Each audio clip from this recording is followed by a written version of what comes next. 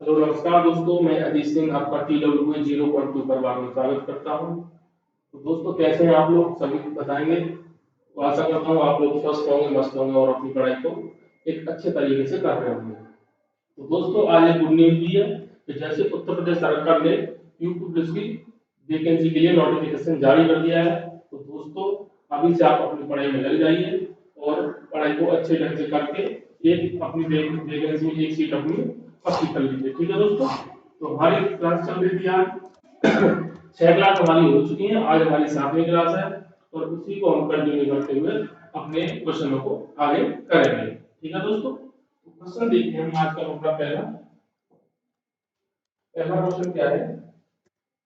एक आदमी अपनी आय का 25% निर्धन कोष में दान करता है, शेष आय का 20% बचत बैंक में जमा करता है।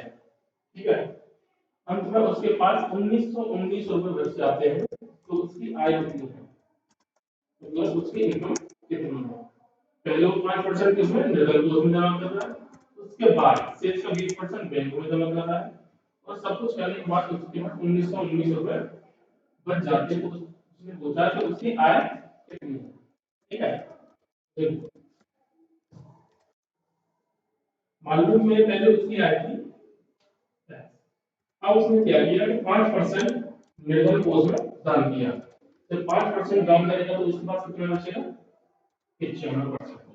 ठीक है, 95% बचेगा।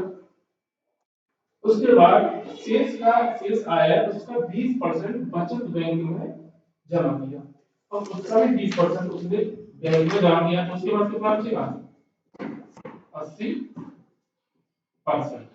ठीक है, अब इतना सब करने के बाद उसके बाद कितने रुपए बचते हैं, 1919। बस अब देखो 20 से कटेगा 4, 20 से कटेगा 5, 5 से ये कटेगा आपका 1900। ठीक है, और 4 से ये कितनी बार कटेगा, 25 बार। और इस 19 से ये पूरा कटेगा आपका 101। ठीक है, अब यहाँ से आपको x की वैल्यू निकालनी है। बस ये वाला 25 है उधर जाके गुणा हो जाएगा। ठीक है, तो क्या बनेगा आपका 25 0 25। ठीक है दोस्तों, उसकी इनकम होगी 2525 रुपए। ठीक है, जो ऑप्शन नंबर हमारा बी में दिया हुआ है, B is the right answer. ठीक है, अब चलते हैं अपने अगले क्वेश्चन की तरफ। अगला क्वेश्चन क्या कह रहा है, नीलम अपनी कुल आय का 20% मकान के किराए के लिए खर्च करती है तथा शेष का 70% घरेलू मदों पर खर्च करती है। यह उसकी यदि वह 3600 रुपए की बचत करती है तो उसकी कुल आय कितनी होगी। देखो सेम पहले की तरह, जो पहला क्वेश्चन बनाया उसी की तरह। अब मान लो उसकी भी आय में मान लो तो x। ठीक है, अब वो पहले कितना खर्च कर लिया, 20%। 20% उसने मकान के किराए में खर्च किया, तो बचा कितना, 80 80%। ठीक है, 80% बचा होगा। ठीक है, 80%। अब उसने क्या किया, शेष का 70% घरेलू मदों पर खर्च किया। जब 70% खर्च कर दिया होगा तो उसके पास बचा कितना होगा, 30%। ठीक है, और वह उसके बाद उसने 3600 रुपए बचत की। ठीक है, 3600। अब देखो 20 से कटेगा 4, 20 से कटेगा 5। ठीक है, अब ये 5 से ये 0 से ये 0। ठीक है, अब यहाँ कटेगा आपका 4, ये 2 से कटेगा 2 बार और 2 से कटेगा 5, 3 से कटेगा इधर 1200। ठीक है, 2 से इसे भी काट दो तो यहाँ पर बनेगा 600।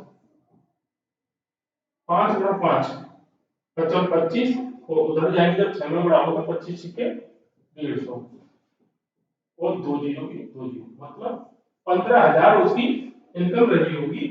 ठीक है दोस्तों, जो ऑप्शन नंबर बी में दे रखा है। ओके, चलते हैं अपने आप नए क्वेश्चन की तरफ। अगला क्वेश्चन क्या कह रहा है,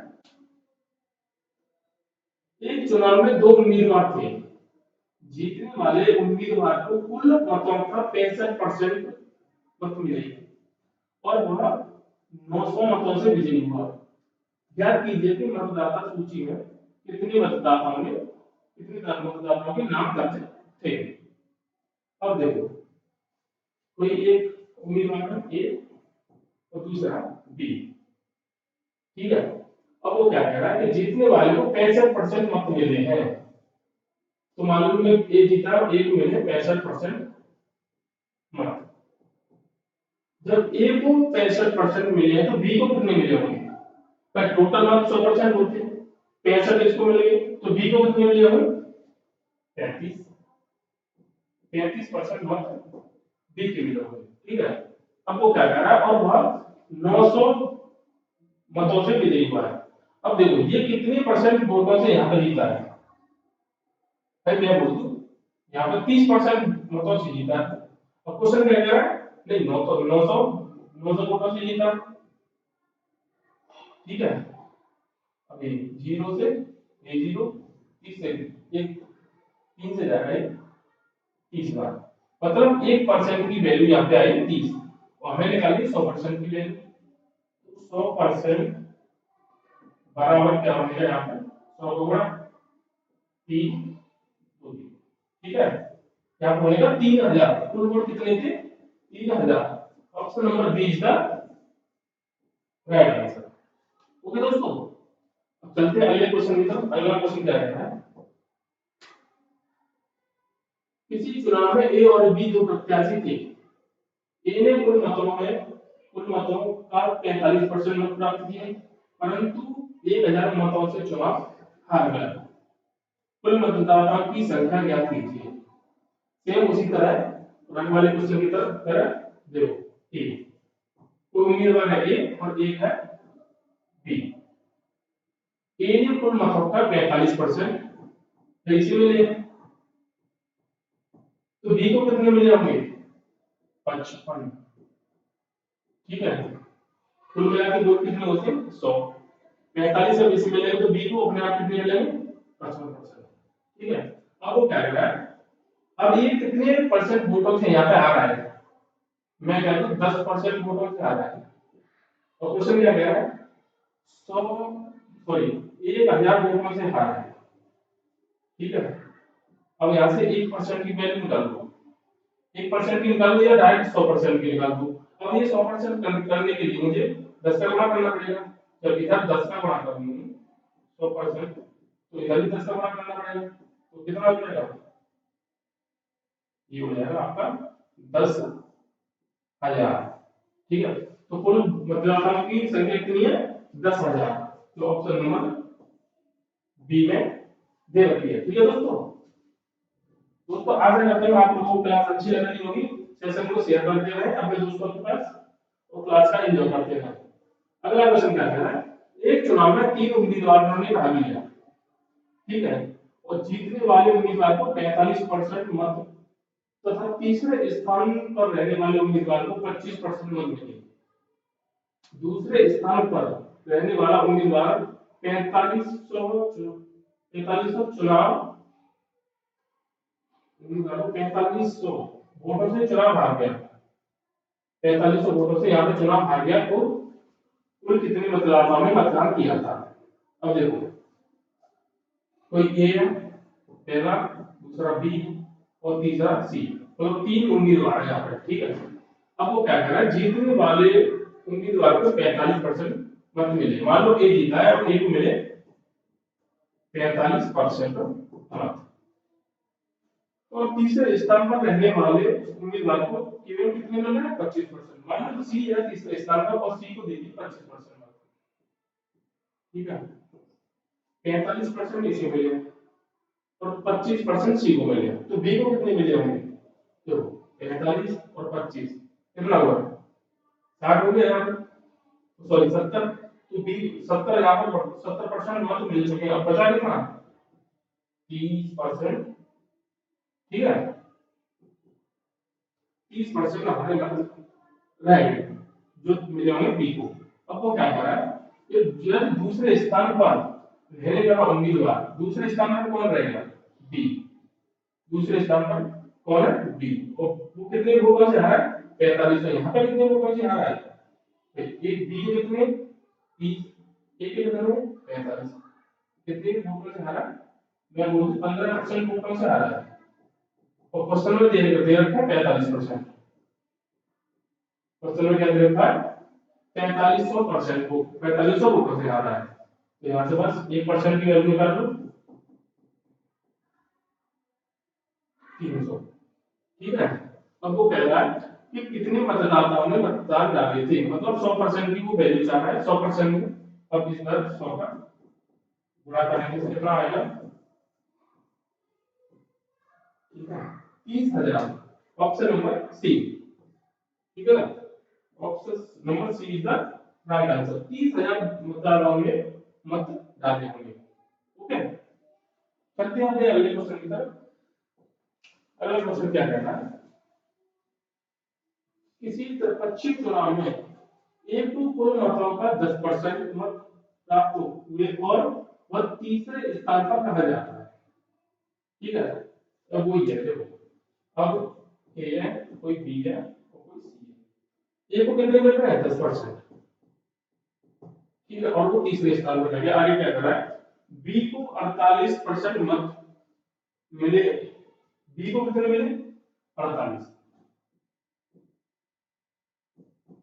अब देखो, ए को मिले 10%, बी को मिले हैं 48%। और टोटल मत 100 कितने हो गए? 58। तो इन दोनों को मिल गए 48 और 10, 58। बचे कितने?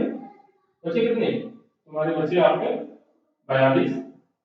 ठीक है, 42% मत सी को मिले होंगे। अब वो क्या कर रहा है? बी को 48% मत मिले और वो 1200 मतों से चुनाव जीत जाता है। मतलब यहाँ पे बी जीता है। ठीक है, कितने मतों से? अब ये तो बहुत पीछे है, इससे तो हमारा कंपैरिजन होगा नहीं, सी से होगा। ठीक है, क्योंकि सी से ही बी जीता है। अब यहाँ पे कितने परसेंट मतों से जीता है? भाई यहाँ पे जीता है 6% मतों से। और क्वेश्चन में कितने दे रखे हैं? 1200 मत बराबर 1200।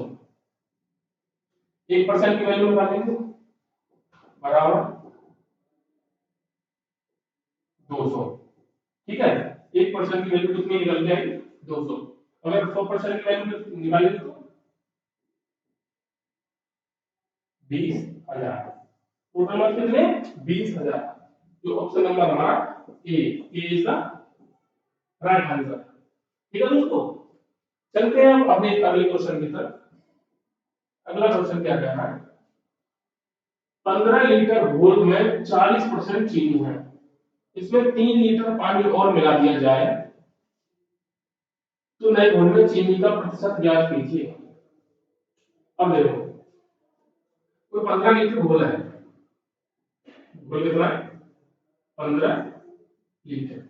उसमें चार चीनी कितनी है? 40% आपकी। तो कितनी रही होगी? 15 का 40% कितना होता है? 6। ठीक है, 6। 6 उसमें 6% वाली चीनी है, तो चीनी कितनी है? 6% इसमें, सॉरी 6 किलो इसमें चीनी है। ठीक है, अब तो बाकी पानी कितना हुआ? पानी कितना हुआ हमारा? 40% चीनी है तो 60% हमारा पानी होगा। तो पानी 15 का जब 60% निकालेंगे तो वो आएगा निकल के 9। ठीक है, 7 जिसमें 9 लीटर पानी हुआ अपना। अब वो क्या करेगा? इसमें 3 लीटर पानी मिला दिया जाए। पहले पानी कितना है? 9 लीटर का, उसमें 3 लीटर और पानी मिला दिया जाए, टोटल पानी कितना हो गया? 12। अब वो क्या कह रहा है? तो नए घोल में चीनी का प्रतिशत ज्ञात कीजिए। और नया घोल, चीनी तो भाई पहले पहले भी 6 थी, अब भी 6। चीनी में कोई परिवर्तन नहीं किया गया है, तो चीनी अब भी वही है। टोटल घोल कितना हो गया? पहले 15 लीटर था, 3 लीटर इसमें पानी और ऐड किया है, तो अब कितना होगा? 15 और 3 18। अब टोटल घोल हो गया हमारा 18 इंटू 100। 3 से नहीं कटेगा, वो 6 से कटेगा, 18 3 बार। और जब 3 से 100 काटेंगे तो ये कटेगा 3 33.33। ठीक है दोस्तों, 33.33 मतलब B. B is the right answer. 33 सही, 1/3। ठीक है, चलते हैं अपने अगले क्वेश्चन की तरफ। अगला क्वेश्चन क्या कह रहा है किसी नगर की जनसंख्या में 10% वार्षिक दर से वृद्धि हो रही है। वहां की वर्तमान जनसंख्या 1 लाख है, तो 3 वर्ष बाद नगर की जनसंख्या कितनी होगी? अब देखो वर्तमान जनसंख्या कितनी है आपकी? 1 लाख। ठीक है, 1 2 3 4 5। ठीक है, वर्तमान जनसंख्या आपकी 1 लाख। अब 10% वार्षिक दर से यहाँ पर जनसंख्या बढ़ रही है। जब 10% बढ़ेगी तो पहली साल कितनी होगी? 110। ठीक है, दूसरी बार फिर 110, और ये तीसरी साल 110/100। 3 बार बढ़ रही है ना, लगातार 3 वर्ष बढ़ रही है, इसलिए एक पहली वर्ष, दूसरी और तीसरी। अब देखो 0 से 0, 1 2 3 4 5 6, 1 2 3 4 5 और 1 6। अब देखो ऊपर क्या है, ये 11, ये 11, ये 11, मतलब 11 का क्यूब, 11 का क्यूब हो रहा है। ठीक है, 11 का क्यूब कितना होता है? 1 3 3 1, और एक जीरो, दो जीरो, तो जीरो, और यही हमारा आंसर है। ठीक है दोस्तों, तो ऑप्शन नंबर ए में दे रखा है। ओके, चलते हैं अपने अगले क्वेश्चन की तरफ। अगला क्वेश्चन क्या कह रहा है? मोहन के गांव की आबादी इस समय 6760 है, ये उसमें 4% वार्षिक दर से वृद्धि हो रही है, तो 2 वर्ष पूर्व की आबादी कितनी थी? ठीक है, 2 वर्ष पूर्व की आबादी कितनी थी? 2 वर्ष पहले की आबादी पूछ रहा है, वर्तमान की कितनी है? 6760। 2 वर्ष पूर्व की पूछ रहा, मतलब पहले की। तो पहले की में मान लीजिए, पहले की आपकी होगी एक्स। अब किस दर से बढ़ रही है? 4% के हिसाब से जनसंख्या बढ़ रही है। तो पहले कितनी हुई होगी? पहले साल 4% की 104 हुई होगी। फिर अगले वर्ष फिर 104 बढ़ी होगी। ठीक है, 2 वर्ष की पूछ रहा है, 2 वर्ष 104 104। उसके बाद क्या हुआ? उसके बाद वर्तमान की जनसंख्या निकल के आई है, वो निकल के आई है अपनी 6 7। ठीक है, अब देखो, अब मैं इसे काटूं, 4 से वो 26 से कटेगा 4 बार, और वो सॉरी 4 से कटेगा 26 बार, ये इतना कटेगा, 4 से कटेगा 26 बार, और 4 से कटेगा 25 बार। ऐसे सेम ये 26 और ये 25। अब देखो, अब मैं इसे 13 से काटते हैं, यहाँ पे 2, और 13 से कटेगा 13 × 5 = 65, और 13 × 26 और 0। ठीक है, और जब इसे काटोगे 26 से 26×2 = 0, इस 2 से ये यहाँ पर 10। ठीक है, अब देखो ये 25 और ये 25 उधर जाएंगे तो गुणांक बढ़ जाएंगे, तो x की वैल्यू कितनी आएगी? 25 × 25 625। का जब हम 10 में गुणा करेंगे तो आएगा 625। ठीक है, 6250। तो दोस्तों हमारी 2 वर्ष पूर्व की जनसंख्या कितनी होगी? 6250। ठीक है, option number C is the right answer. ठीक है, 6250। वर्तमान की यहाँ पे ये दे रखी है 6760। 2 वर्ष पूर्व की पूछ रहा है, 2 वर्ष पहले की पूछ रहा है, तो 2 वर्ष पहले की मैंने कितनी बनी? एक्स 4% के हिसाब से बढ़ रही है। पहली वर्ष इतनी बड़ी होगी, दूसरी वर्ष इतनी बड़ी होगी, उसके बाद कितनी निकल के आई हमारी? 6760। बस कैलकुलेशन करनी थी और एक्स की वैल्यू निकाल के अपना आंसर प्राप्त करना था। चलते हैं अगले क्वेश्चन की तरफ। अगला क्वेश्चन क्या कह रहा है? एक ग्राम की वर्तमान आबादी कितनी है? 40,000। यदि आबादी 5% वार्षिक दर से बढ़ती है तो 2 वर्ष बाद आबादी क्या होगी? ठीक है दोस्तों, अब देखो वर्तमान आबादी कितनी है? 40,000। ठीक है, बड़े किस रेट से रही है? 5%। 5% के हिसाब से बढ़ रही है, तो पहली वर्ष कितनी हुई होगी? 105 अपॉन 100, और दूसरे वर्ष पे 105 अपॉन 100। अब देखो 1 2 3 4 1 2 3 4 ठीक है, 0 से 0 कैंसिल 105 into 105 105 का स्क्वायर कितना होता है 25 110 ठीक है इनटू 4 4 अब देखो बड़ा करो 5 का 20 4 दूनी 8 और 10 का 0 10 4 एक 4 4 दूनी 0 में बड़ा करेंगे तो 0 इन 1 तो 4 एक 4 और 4 एक 4 तो दोस्तों आंसर कितना निकल गया है 44100 ठीक है जो option number D is the right answer. तो दोस्तों आज के लिए इतना ही, मिलते हैं अपनी अगली क्लास में, तब तक के लिए वीडियो को ज्यादा से ज्यादा शेयर करें और चैनल को सब्सक्राइब करना ना भूलें।